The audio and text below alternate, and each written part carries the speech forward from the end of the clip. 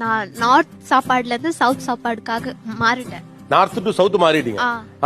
இவங்க செய்யற சாப்பாடு எல்லாத்துலயும் புளி இருக்கும். புளியில கொழும்பு வச்சு அதுல கத்திரிக்காய் போட்டீங்கன்னா அது கத்திரிக்காய் கார குழம்பாயிடுது. அதுலயே நீங்க வெண்டைக்காய் போட்டீங்கன்னா அது வெண்டைக்காய் கார குழம்பாயிடுது. அதுலயே மீன் போட்டீங்கன்னா மீன் குழம்பாயிடுது. அதுலயே கருவாடு போட்டீங்கன்னா கருவாடு குழம்பாயிடுது. இப்படியே ஒரே கொழும்பு ஒரே மாதிரி ஐட்டத்தை மட்டும் மாத்திட்டே இருக்கானுங்க. கேட்டா அது கொழும்பு. நம்மலாம் ராஜ்மா, சோலே, மட்டர் பன்னீர், பாலக் பன்னீர், அப்புறமா தால் சாவல் இதெல்லாம் சாப்பிட்டு பழக்கம். இவங்க எல்லாமே சோறு 3 டைம் சாப்பாடு ஒரே கொழும்பு. ரொம்ப கொஞ்சம் கஷ்டம். இதெல்லாம் நீங்க சாப்பிட்டு பழகிட்டீங்களா?